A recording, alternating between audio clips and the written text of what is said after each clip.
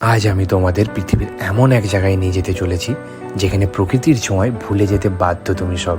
যখন তুমি ওখানে পৌঁছবে মনে হবে এই হাওয়া, এই মনোরম পরিবেশ কোন আড়ালে লুকিয়েছিল এতদিন। আবার ভাগ্য ভালো থাকলে মেঘে আচ্ছন্ন আকাশের ফাঁক দিয়ে উঁকি দিতেও দেখতে পারেন বিশ্বের তৃতীয় সর্বোচ্চতম শৃঙ্গকে। আর যদি পাহাড়ি রাস্তায় আঁকে বাঁকে যেতে যেতে চায়ের গন্ধ নাকে ভেসে আসে তাহলে বুঝে যান আপনি রয়েছেন পশ্চিমবঙ্গের সব থেকে সুন্দরতম জায়গায়, যার নাম Darjeeling, the queen of hills. সমুদ্রপৃষ্ঠ থেকে প্রায় ৬৭০০ ফিট উচ্চতায় পৃথিবীর সর্বোচ্চ রেলওয়ে স্টেশন রয়েছে এই দার্জিলিং। তো চলো শুরু করা যাক আজকের গল্প।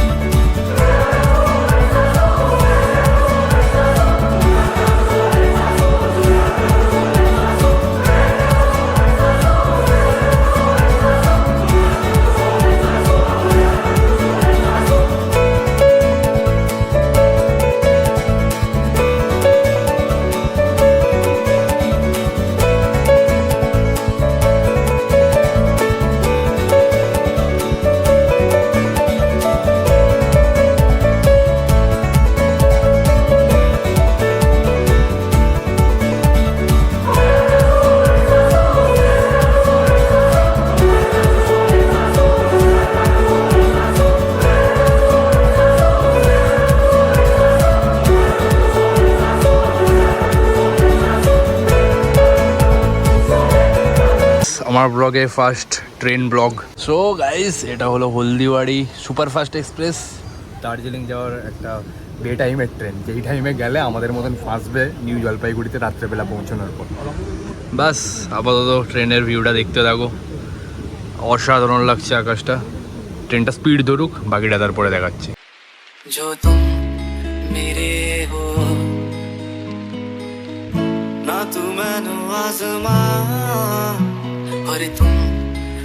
এটা হচ্ছে নিউ ফারাক্কা ব্যারেজ, তৈরি হচ্ছে একটা প্রজেক্ট নিউ, ঠিক আছে।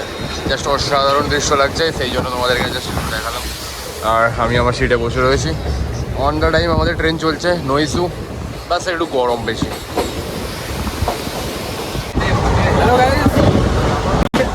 বিকেল সময় আপাতত মালদা পেরিয়েই দেখতে পাচ্ছ আমবাগান ফাঁকবাগান পেরিয়ে যাচ্ছে। আর এপাশের দিকে প্রচণ্ড মেঘ উঠেছে। দিলুর বেটা সবাই মিলে এখানে ফান এনজয় হচ্ছে, ঠিক আছে। এই সন্ধ্যে লাগাতে নামবো, এত গরমে পিছনে মারা যাচ্ছে, কী করবো, জামা খুলে রাখতে হচ্ছে, বুঝতেই পারছো। বাট এদিকে আই থিঙ্ক বৃষ্টি হবে, তো বৃষ্টিটা হোক তারপরে।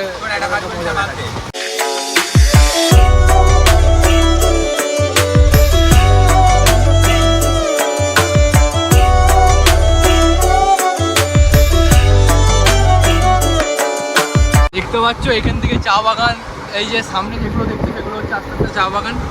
আর ট্রেন আপাতত 100+ গতিতে গ্যারেন্টি ছুটছে, ঠিক আছে। তো ফট রেডি হওয়া যাক, কারণ এবারেই নামতে হবে।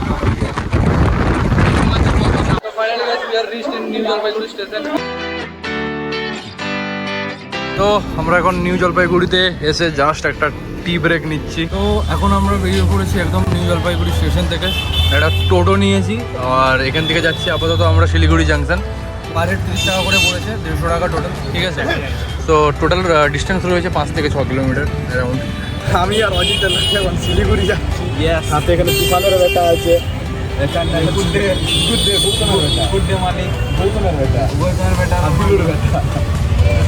আমরা এখন কোথায় যাচ্ছি? শিলিগুড়ি। কি করতে? পাহাড় দেখতে। আমরা পাহাড়ের খুঁজে বেরিয়েছি পশ্চিম মেদিনীপুর থেকে ঘাটাল। হ্যাঁ, রাস্তায় কিছু দেখতে পাইনি, এমনকি একটা উইডিও দেখতে পাইনি, সেই দুঃখেই আমরা এগাচ্ছি। তো গাইস, এখন আমরা রয়েছি শিলিগুড়ি বাস স্ট্যান্ডে দার্জিলিং যাওয়ার জন্য। আর দার্জিলিং যাওয়ার জন্য আমরা NBST বাস ইউজ করছি বাজেট বাঁচানোর জন্য, যেহেতু কালকে আমাদেরকে রাত্রেবেলা এখানে স্টে করতে হয়েছিল একটা রাত। তো এখান থেকে দার্জিলিং অ্যাপ্রক্স 3 ঘন্টা লাগবে। তো যাওয়া যাক, বাসে উঠে তোমাদেরকে ভিউ চেক করাতে দেখা হচ্ছে। এই মেঘাচ্ছন্ন আকাশের মধ্যে দিয়ে মনে হচ্ছে কোন এক অজানা দেশে হারিয়ে যাচ্ছি আমরা, আর তারই মাঝে করছি বন্ধুদের সাথে ছেলেবেলার খুনসুটি। কেউ পোজ দিয়ে বলছে ভাই ভাই ছবিটা ক্লিক কর, আবার কেউ বলছে চল পাহাড়ে উঠি। সব মিলিয়ে একদম মাখো মাখো ব্যাপার। আর এখানে আমাদের কি বলা গুড্ডে বিস্কুট ছবি তুলছে, আর দেখতে পাচ্ছ এখানে পুরো একদম পাহাড় কাটা হয়ে হয়ে রাস্তা রয়েছে। জাস্ট এখানে না মানে জার্নি করতে গেলে যে তোমার ড্রাইভার থাকবে তাকে স্কিল যোগ্য হতে হবে, কারণ এখানে ড্রাইভিং যে জানে সে মাস্ট ড্রাইভিং জানে। Just see the views guys, just awesome. পুরো একদম মেঘ মেঘ। এতদিন অবধি শুধুমাত্র ইনস্টাগ্রাম রিলে দেখেছি, আর এখন এখানে সবাই ফটোগ্রাফি করতে ব্যস্ত। অজিত কোথাবে দেখে এখান থেকে গাড়ি আসছে দেখতে পাচ্ছ, এখানে এরকম ধাপ কাটা কাটা হয়ে চা গাছ সামথিং অ্যান্ড বাই জাস্ট অসাধারণ।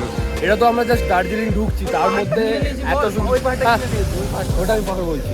যাই হোক, তো জাস্ট অসম লাগছে, একদম অসম। ঠিক আছে, এখনো দার্জিলিং ঢুকিনি, তাতেই এই ভিউ। ঢোকার পর কি হবে জাস্ট ইমাজিন। গাইস এই যে পিছনে পাহাড়টা দেখছো, এই যে তিনজনে শেয়ারে কিনেছি, এইমাত্র কিনলাম। হাফ শেয়ার আমার 25 আছে। মিডলেরটা আমার, আমার বউটার পছন্দ হয় উঁচু করছে আমার। গাইস দোল না পাহাড়ের উপরে। ও মাই গড, কেউ প্রেম করছে, কেউ প্রেম করবে বলে ভাবছি। তোমরা জাস্ট বাইরের ভিউটা চেক করো। তোমাদের কাছে একটা প্রশ্ন, এটা মেঘ না কুয়াশা?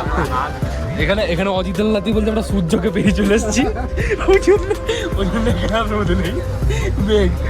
বাকি বাসের অবস্থা কিছুটা এরকম। গাইস ফাইনালি রুমে চলে এসেছি, দেখতে পাচ্ছ কিছুটা এরকম হোমস্টে রয়েছে। এইটাকে ক্রস করা হয় এই দোকানগুলোকে, অসাম ভিউ রয়েছে। কই না বাজেট ফ্রেন্ডলি হোটেল তো মেনে নিতে হবে। এই যে একটা হুনু, এই যে একটা হুনু, এই যে একটা হুনু, আর এই যে একটা হুনু নাম্বার 2। বাকি রুমের কন্ডিশন কিছুটা এরকম। বাথরুম কোথা বে? কচুরি আনবি আর ছোলার ডাল আনবি। বাথরুম কোথা?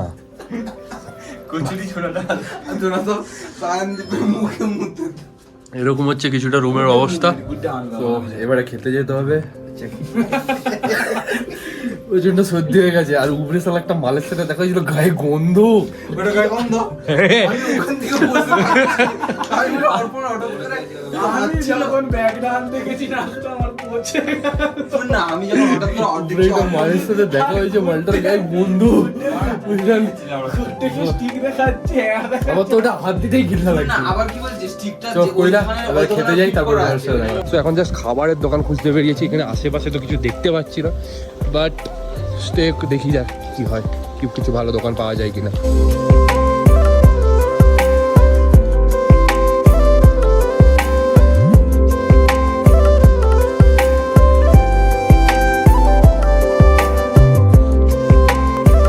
তো গাইস ফাইনালি রেডি হয়ে আমরা এখন আপাতত বেরিয়েছি, আর আপাতত আমরা দার্জিলিং বাস স্ট্যান্ডে একটু একটু করে ঘুরছি। দেখা যাক কী কী এক্সপিরিয়েন্স করতে পারি। ভাই এক্সপেন্সিভ খুব হাই। আর আমরা যেখানে হোটেল নিয়েছি ওইখানকে 6:30টার পর আর কোনো গাড়ি যায় না। আমরা লেবংয়ের হোটেল নিয়েছি, তো ওইখানে 6:30টার পর গাড়ি যায় না, তখন আশা করছি রিজার্ভ করতে হবে। আজকে আমরা সেরকম কোথাও ট্যুর প্ল্যান করিনি, যেহেতু প্রায় আমরা পৌঁছতে 1-2 বেজেই গেছিলো, আর তারপরে আর কি ট্যুর প্ল্যান করতো। তো ফাইনাল কাট আমরা কালকের দিনটা তো স্টে করছি, কালকে ঘুরবো। আপাতত তোমরা বাজারের ভিড় চেক করো, সবই খুব সুন্দর সুন্দর। আর এখানে বেশ কিছু ফুড আইটেমস বেশ সেল হচ্ছে।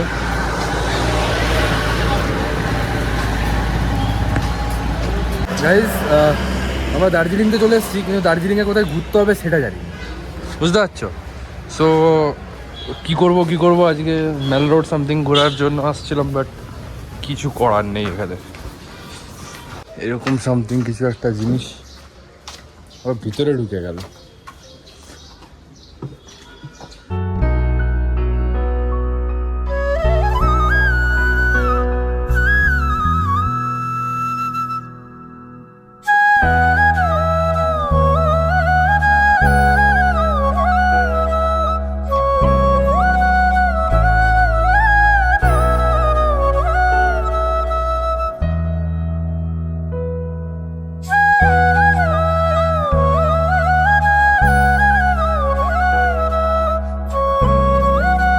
পুরো 15 মিনিট ধরে এই ঢালু রাস্তাটা আমরা পার করছি, ভাবতে পারছো?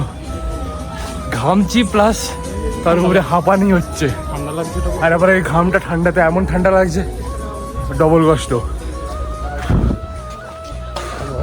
পেছনের দিকে ঢালটা দেখো, আর সামনের দিকের ভিউটা। আপাতত যাচ্ছি এখন মাইল রোড। এখানে সবই সুন্দর,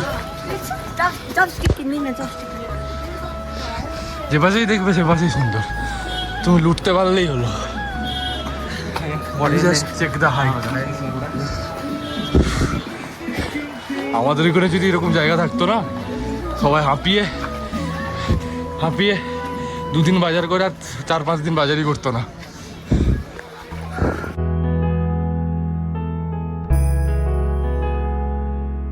আপাতত দেখতে পাচ্ছ মাল রোডে পুরো একদম ফুললি মেঘে ভর্তি হয়ে গেছে। সবাই ভাবে এটা কুয়াশা, বাট এটা কখনো কখনো থাকছে বা কখনো কখনো থাকছে না। পুরো একটা ঘোস্ট লুকিং ফিল আসছে, বাই ক্রেজি, একদম পুরো সেরা। এই ঘরগুলো দেখতে পাচ্ছ অসাম লাগছে। এখানে ফটোগ্রাফি তোমরা করতে পারো, আমরাও করছি, যে এই ফটোগুলো তোমরা আমার ইনস্টাগ্রাম অ্যান্ড ফেসবুক হ্যান্ডেলে দেখতে পাবে। বাকি ম্যালরেডের অবস্থা এরকম, আর এখানেই যদি বেশি বকবক করতে থাকি ব্লগ বড় হয়ে যাবে, যেহেতু দেখতেই পাচ্ছ কি আছে না আছে। সো পরেই দেখা যাবে আবার অন্য কিছু। হোপের কাছে গিয়ে তোমাদের সাথে দেখা হচ্ছে এবারে। এই যে হকার মার্কেট দেখছেন, এর ভেতরে আমরা এইমাত্র যাব। এর ভেতরে রয়েছে আরেকটা মল, সেদিকে যাবো। তো যাওয়া যাক। বন্ধুরা, আমরা এখন মল রোড থেকে এসেছি। এখন মল মার্কেটের সাইডে হকার্স ওর যে সাইডের দিকে রাস্তা ছিল, বাট এখানে আসার পর এখান থেকে যে একটা ভিউ চোখে পড়েছে না, জাস্ট গুড লুকিং অ্যান্ড ও ভাই, এত উঁচু থেকে এপাশের দিকে পুরো কুয়াশা, আর এরকম একটা দৃশ্য দেখাটা এটা খুব গুরুত্বপূর্ণ অ্যান্ড খুবই ভালো জিনিস। তো গাইস, আমরা এখন সেই ফেমাস স্পটটার কাছে পৌঁছে গেছি, যেইটাকে হোপ বলে সবাই চিনে, আর এখানে সবাই ছবি বাগেরা তোলে। ঠিক আছে, এটা মল রোডেই রয়েছে। সো দেখতে পাচ্ছ, এটাই হচ্ছে সেই স্পট, হোপ। জাস্ট লুকিং ও, ভেতরে কেউ যায় না, বাট বাইরে দাঁড়িয়ে সবাই ছবি তোলে, just because of it's a famous place. দেখতেই পাচ্ছ কিছুটা এরকম, ভালোই, খারাপ কিছু না। এখনও আমাদেরকে এতটা নিচের দিকে যেতে হবে, দেন বাস স্ট্যান্ডে গিয়ে বাস ধরে আমাদেরকে লিবং যেতে হবে আমাদের রুমের উদ্দেশ্যে, কারণ 8টা বেজে গেছে অলরেডি, আর এই সময় কোনো বাস থাকে না, আমাদেরকে বেশি টাকা দিয়ে যেতে হবে। তো এখানে কিছুটা ফটোগ্রাফি করা যাক, দেন যাওয়া যাক নিচে। এখান থেকে আমরা নিচের দিকে নামছিলাম, আর এখানে একটা ট্যুরিস্ট ইনফরমেশন পয়েন্ট পেলাম। এখানে গিয়ে আমরা একটা ট্যুরিজম প্যাকেজ সিলেক্ট করলাম। প্রাইস সম্বন্ধ বিষয় পরে বলছি। পুরো টাইগার হিল থেকে শুরু করে মিরিক লেক অবধি, এটা একটা আমরা কাস্টমাইজ প্ল্যান রেডি করলাম। সো দেখা যাক কি হয়। কালকে যাওয়ার জন্য এটা আমরা সিলেক্ট করলাম। বাকি ইনফরমেশন তোমাদেরকে পরে দিচ্ছি। সো গাইস, এখন ভোর প্রায় 4:05। আমরা বেরিয়ে পড়েছি আমাদের হোটেল থেকে, অ্যান্ড আমরা এখন ফার্স্ট স্পট, যেটা ঘোরার স্পট, সেটা হচ্ছে টাইগার হিল। ওইখানে সানরাইজ দেখতে যাচ্ছি। বাট প্রচণ্ড বৃষ্টি হচ্ছে দার্জিলিংয়ে সকাল থেকে, কাল রাত থেকে হচ্ছে এক্স্যাক্টলি। অ্যান্ড বাকি রুট প্ল্যান তোমাদেরকে আমি টাইগার হিলে গিয়ে বা অন্য সময় বলছি। এখন তোমরা বাইরের ওয়েদারটা জাস্ট চেক করো, অ্যান্ড তারপরে তোমাদের সাথে দেখা হচ্ছে একদম ডাইরেক্ট টাইগার হিলে গিয়ে। টয় ট্রেনে যদি তোমরা উঠতে চাও, পার হেড 1100 করে নেবে দার্জিলিং টু শিলিগুড়ি।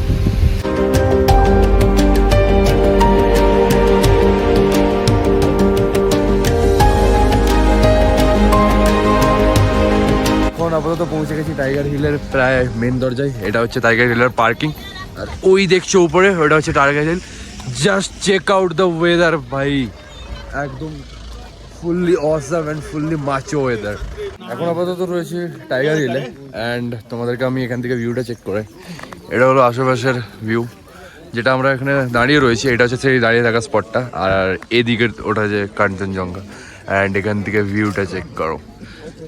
সানরাইজ হয়ে গেছে কি হয়নি সেটাও বুঝতে পারছি না, কিচ্ছু বুঝতে পারছি না, but this weather just change your mind.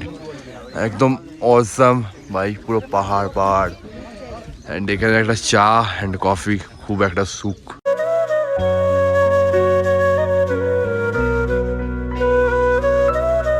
Guys, এটা হচ্ছে আপাতত টাইগার হিলের অবস্থা, আর এখন এখানে টেম্পারেচার 14 ডিগ্রি, প্রায় পুরো একদম জমে যাওয়া অবস্থা। বোকাচোদারা কিছুই জানেনি, ঠিক আছে, অজিতের লাঠি হাফজামা পরে বেরিয়ে চলে এসছে।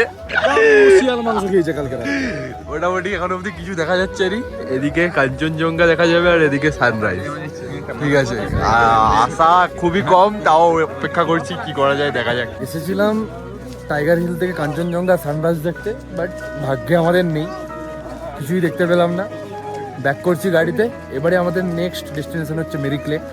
ঠিক আছে, ডাইরেক্ট ওইখানকে যাবো। দেন তোমার ওইখান থেকে ব্যাক করতে করতে যেসব স্পটগুলো পড়ে, যেমন বাতাসিয়া লুপ এটসেট্রা সব কিছু দেখবো। ঠিক আছে, এখন আপাতত কিছুটা এরকম অবস্থা। আর আমরা এই ট্যুরটা বুক করেছিলাম এমনি রাস্তায় আসতে আসতে এটা এজেন্সি থেকে। ঠিক আছে, টোটাল 5,500 নিচ্ছে, 8টা স্পট আমাদেরকে দেখাবে। ঠিক আছে, টাইগার হিল থেকে মিরিক লেক অবধি আমাদের ডেস্টিনেশন, অ্যান্ড মাঝখানে যেসব স্পটগুলো আসবে সেগুলো দেখাবে। সেগুলো ব্লগে তোমরা জানতে পেরে যাবে কোন কোন স্পট। টোটাল 5,500 টাকার মতন নিচ্ছে আমাদের কাছ থেকে, মানে 5,500ই নিচ্ছে, প্লাস আর ওর মধ্যে যেসব এন্ট্রি ফিগুলো থাকবে সেগুলো আমাদের নিজেদেরই থাকবে। এই হচ্ছে এখানকার ঘোরার কিছুটা নিয়ম। তো চলো এগোই, আর মিরিক লেকে যাওয়ার পথে তোমাদের সাথে দেখা হচ্ছে। কিছুটা এরকম গান, সাথে এরকম ভিউ, কেমন লাগে বলো বন্ধুরা? জাস্ট অসম। এখান থেকে ভিউটা চেক করো।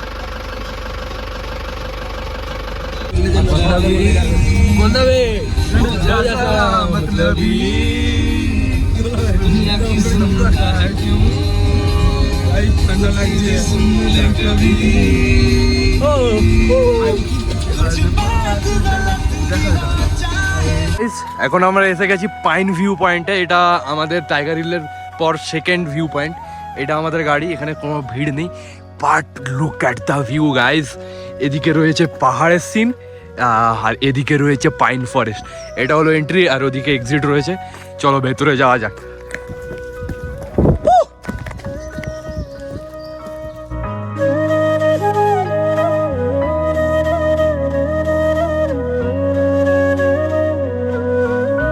গাইজ এখানে দোলনাও রয়েছে ইভেন।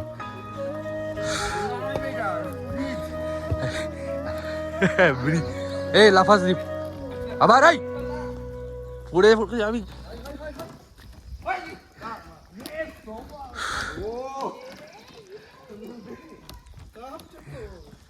আমরা এখন দাঁড়িয়ে আছি সীমানা ভিউ পয়েন্টে। এটা আমাদের থার্ড স্পট ভিজিট করার। দেখতে পাচ্ছ সীমানা ভিউ পয়েন্ট। এখানে ভিউটা জাস্ট চেক করো। এপাশের দিকে যে পাহাড়গুলো দেখছো এটা অ্যাকচুয়ালি নেপাল। তারপর এখানে লেখাও আছে দেখো, নেপাল বর্ডার 0 কিমি। ঠিক আছে, এই যে ভিউ পয়েন্টটা দেখছো ওই সাইডটা, এইটা হচ্ছে আমাদের ওয়েস্ট বেঙ্গলের আন্ডারে, আর ওইটা হচ্ছে নেপাল। চলো সামনে গিয়ে দেখা যাক। জাস্ট অসাম লুকিং, কাশ্মীরের থেকে কিছু কম যায় না।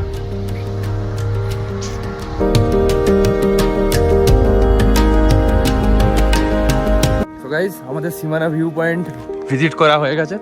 তো চলো এবারে নেক্সট ভিউ পয়েন্টে যাওয়া যাক। ডাইরেক্ট এবারে মিরিক ঢুকবো, মিরিক লেক। তো আমরা এখন পৌঁছে গেছি আমাদের পরবর্তী ডেস্টিনেশন গোপালধারা টি স্টেট। দেখতে পাচ্ছ কত ভালো অ্যান্ড গুড লুকিং, মানে একটা ন্যাচারাল ফিল চা বাগান। ঠিক আছে, একদম খুব সুন্দর লাগছে। আমরা সবাই, বৃষ্টি হচ্ছে বাট এই বৃষ্টি গায়ে লাগছে না অতটাও। আমরা এখানে একটু ম্যাগি ট্যাগি করে খেলাম, ওটা নিলাম না, এমন কি কাজ আছে। But this is the tea garden.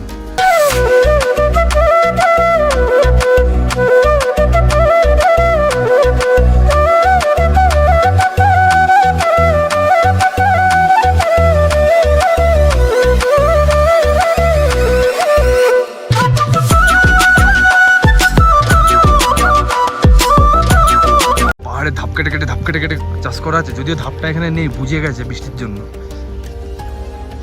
But feel করা যায়। ব্যাং মরে পড়ে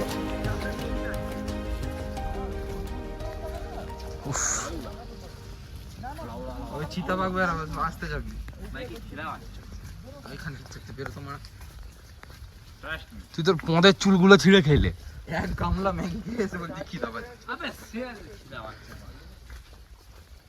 জানো আমি খেতে ভালো আমি যখন তখন মদ চেঞ্জ হয়ে যায়, তাও তো কিছু হচ্ছে।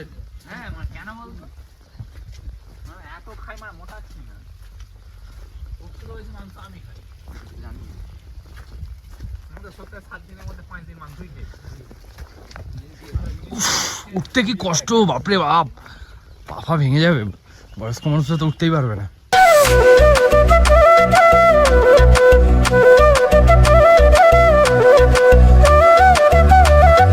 আমরা আরও একটা লোকেশনে পৌঁছে গেছি। লোকেশনটা হলো মিরিক লেক। দেখতে পাচ্ছ উপরে পার্কিং ছিল, উপরে জাস্ট আমাদের গাড়ি পার্ক করে এখন আমরা নিচের দিকে যাচ্ছি। এখানে বেশ কিছু দোকান পেয়ে যাবে, বাট খুব একটা ভালো কিছু নেই এখানে। এই পুরো জায়গাটার নাম হচ্ছে মিরিক লেক।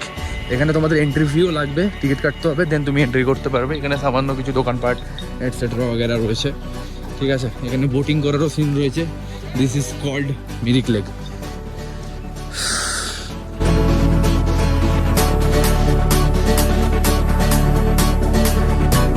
আমরা তো কাল থেকে প্রায় বলতে গেলে বৃষ্টিতেই ভিজছি, বুঝতে পারছো।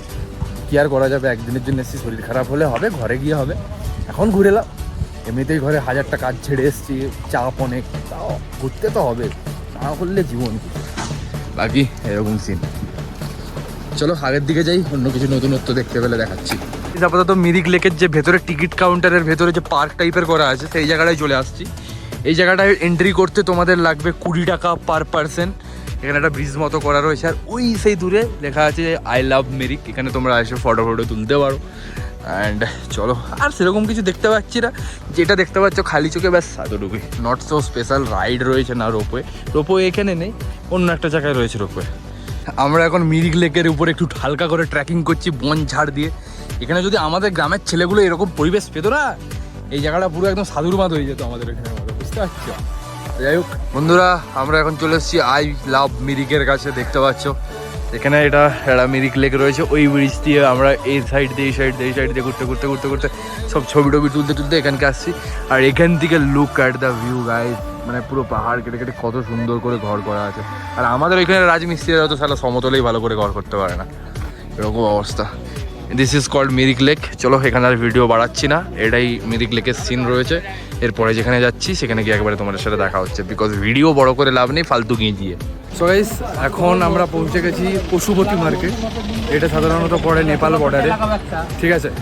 আর এটা হলো দেখো এখানে লেখা আছে ওয়েলকাম টু নেপাল। আমরা ইন্টারন্যাশনাল ট্রিপও করে নিচ্ছি, তো এইগুলো এই ট্রিপের মাঝখানেই পড়বে। যেমনটা দেখতে পাচ্ছ এখানে আমাদের কোনো সিমের নেটওয়ার্ক বগেরা কিচ্ছু কাজ করছে না, কিচ্ছু কাজ করবে না, যেহেতু এটা বর্ডারের এপারে হয়ে যাচ্ছে। আর এখন আমরা নেপালের মধ্যে দিয়ে যাচ্ছি, ঠিক আছে। কাঠমান্ডু চলে গা, চলো কাঠমান্ডু যাবি? কাঠমান্ডু সন্দীপ 700 টাকা দিয়ে কাঠমান্ডু, 700 টাকা দিয়ে काठमांडू। गाइस हेयर इज ये नेपाल है और उस तरफ है हमारा वेस्ट बंगाल, इंडिया। अच्छा हाँ, इंडिया।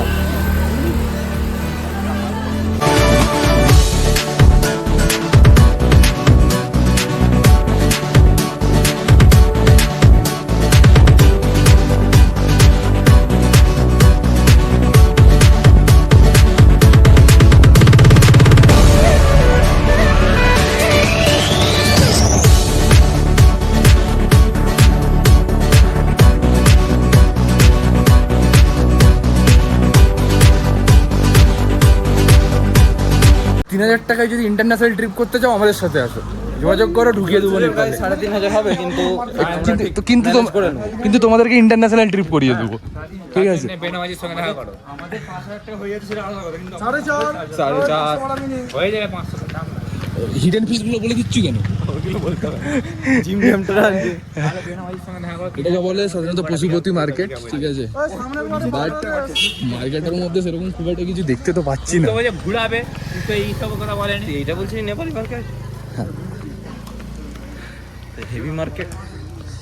নেপালি ব্যাগটা কিনে নিলে তো এখানে ঘর বাড়িগুলো খুব সুন্দর। বিদেশ থেকে এলাম দেখতে যাবো। সেম আছে ভাই, দার্জিলিংয়ের মতোই আছে, সেম, কিছু চেঞ্জ হয়নি। আমার এরকম করলে হয়নি, কিন্তু ইয়ার আমারটাতে এরকম করবো, আমারটা এরকম করবো। তুই বিদেশে হাঁটেছু, অন্তত এটা বলতে পারবি কাউকে যে আমরা, যে তুই ইন্ডিয়ার বাইরেও গেছু। বিদেশ চলে এলুম, রাজস্থানের বালি খেয়ে বিদেশ চলে এসলাম, দেশের বন্যা খেয়ে বিদেশ চলে এসলাম।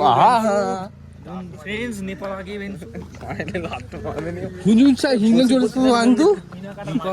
আমরা পশুপতি মন্দির যাওয়ার জন্য নেমে তো পড়ছি এই উঁচু ঢালটা দিকে, লেকিন উঠার সময় সবার পা খুলে হাতে চলে আসবে আর হাতগুলো মুখে ঢুকে যাবে। সো গাইস, ফাইনালি আমরা পশুপতি মন্দিরের কাছে চলে আসছি।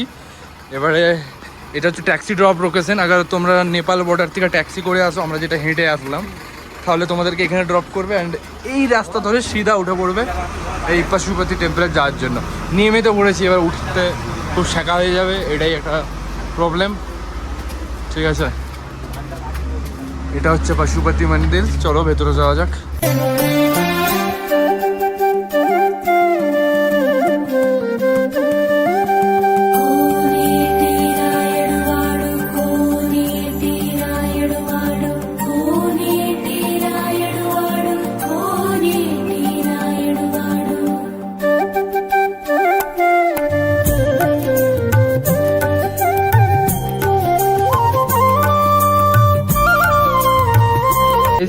আপাতত একটা নেপালের দোকানে ঢুকেছিলাম জল কেনার জন্য।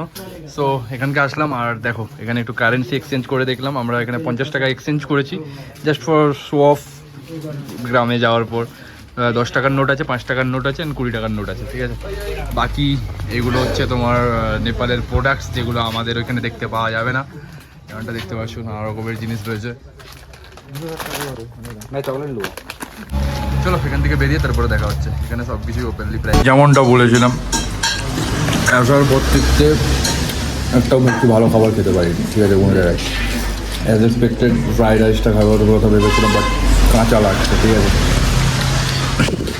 মোটামুটি সবার মুখটা চুল। আর কিছু বলার নেই, হেডস অফ ইউ।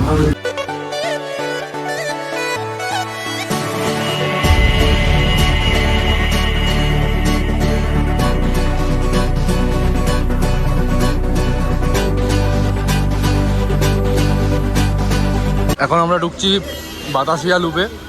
ঠিক আছে, এটা হচ্ছে আমাদের লাস্ট ট্যুরিস্ট স্পট যেটা আমরা ভিজিট করছি। কালকে আমরা ঘর বেরিয়ে যাবো। আর ভ্যানচোদ এখানে কোনো জায়গায় এসে খেলে না, এমন বালের মতন খাবার করে, খিস্তি ছাড়া মুখ দিয়ে কিছু বেরোবে না। আচ্ছা, বুঝতে পেরেছ? বারবার বলছি, দার্জিলিং আসার আগে খাওয়া দাওয়ার চিন্তা ভাবনা ছেড়ে দাও। এখানে আসলে টু শব্দ জিনিস পাবে না, যা পাবে শুধু মোমো, আর যাই পাবে সবই সারা পচা ধোসা, টেস্ট আলাদা, কেমন একটা ফালতু জিনিস। তো ওইসব বাদ দাও, এখানে তোমাদেরকে বাতাসিয়া লুকটা দেখায়। এখানে ফটোশ্যুট করতে পারো ড্রেস ফ্রেস কিনে। এখান দিয়ে তোমার টয় ট্রেন যাচ্ছে, লুপ লাইন রয়েছে।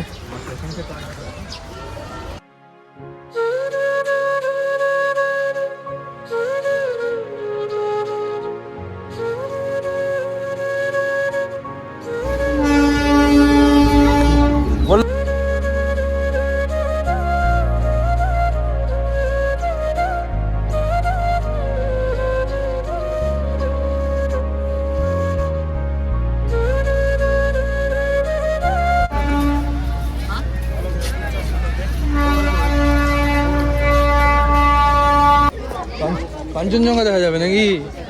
কি বলতে চাইছে?